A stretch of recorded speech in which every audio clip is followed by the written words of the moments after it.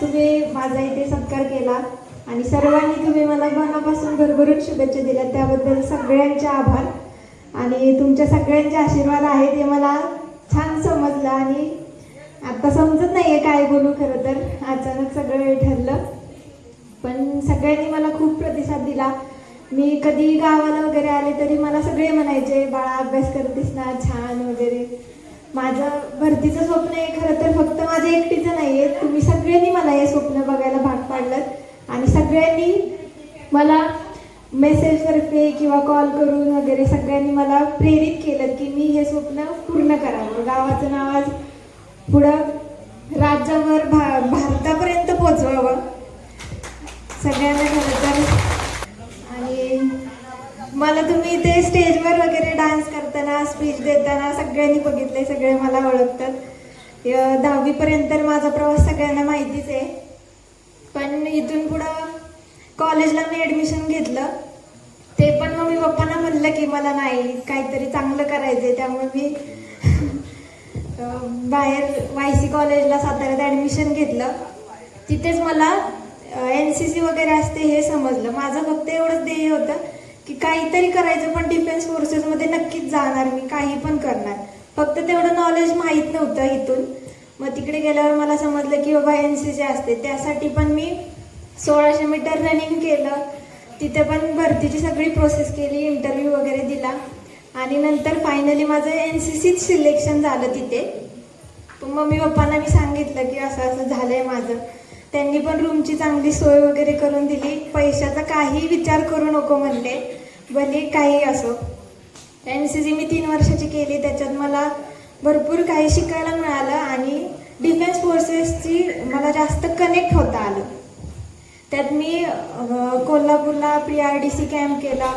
परत सगळ्यात महत्त्वाचं म्हणजे मला army day parade, Indian army day parade 2025च्या रॅलीमध्ये सहभागी होता आलं. तेही काही सोपं नव्हतं म्हणा.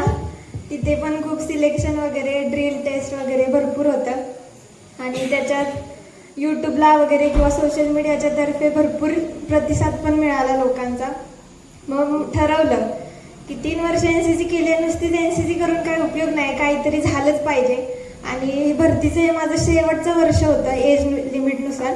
म्हणलं यावर्षी काही झालं तरी प्रयत्न आपले सोडायचे नाहीत, यावर्षी काही होऊन झालंच पाहिजे. याच्या आधी पण मी NDAची एक्झाम दिली, जी सगळ्यात टफ असते खरं तर. फक्त आपल्याला तेवढं नॉलेज भेटलं पाहिजे, मुलांना पण आपण तेवढं प्रवृत्त केलं पाहिजे आणि खरं तर मुलांना सपोर्ट केला पाहिजे आपण की बाबा तुम्ही हे शिका. NDAसाठी मी एक्झामसाठी दिलं, पण माझं 2-3 मार्कांमुळे राहिलं, तेव्हा मला एवढं भेटलं नाही, म्हणजे करता नाही आलं. 12वी पण होती माझी, तो अभ्यास पण होता सगळा भरपूर, त्याच्यामुळे नाही झालं. NDA पण पुण्याला वगैरे आणि माझे पप्पा मला सगळीकडे घेऊन जायचे एक्झामला, मग ते काही असो. परत त्याच्यानंतर मी इंडियन नेव्हीची एक्झाम दिल्या, 2 एक्झाम दिल्या, पुण्याला होत्या, त्याच्यात पण माझं नाही झालं. पण मग नंतर इंडियन एअरफोर्सचा हा माझा पहिला अटेम्प्ट आणि याच्यात मी भरपूर प्रयत्न केले. अकॅडमीज वगैरे लावू शकले असते मी, पण म्हणलं नाही, आपण स्वतःच्या हिमतीवर करून दाखवायचं. ग्राउंड नाही, काही नाही, मी स्वतः फक्त शाहू स्टेडियम म्हणून साताऱ्यात आहे, तिथे स्वतः सकाळी उठून संध्याकाळी उठून रनिंगला वगैरे जायचे.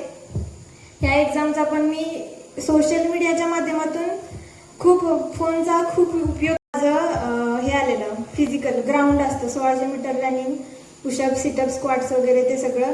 परत इंटरव्ह्यू वगैरे सगळा माझा मुंबईला झाला आणि तिथे मला विकास बेलोशे यांनी मला खूप मदत केली तिथे मुंबईत. तिथून पुढे 2-3 दिवसातच माझं बँगलोरला मेडिकल होतं. मग तिकडे पप्पाने मला नेलं. तिथे आम्हाला वाटलं की 1-2 दिवस लागेल, पण तिकडे आमचे 2 आठवडे तसेच गेले. पप्पा माझ्यासाठी दिवसभर बाहेर उपाशी थांबायचे गेटवर आणि मम्मीनं पण माझ्या खूप प्रयत्न केलेत माझ्यासाठी. थँक्यू सो मच सगळ्यांना. आणि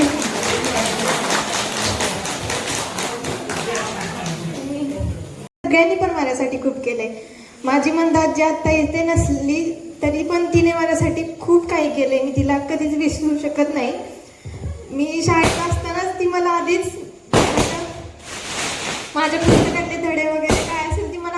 शिकवायची तिने माझ्यावर खूप चांगले संस्कार केले. माझे सगळे चिंते वगैरे असतील किंवा गावातले पण सगळ्यांनी मला खूप सपोर्ट केला आणि मी सगळ्यांची खूप खूप मनापासून आभारी आहे. सगळ्यांना थँक्यू मला सपोर्ट केल्याबद्दल.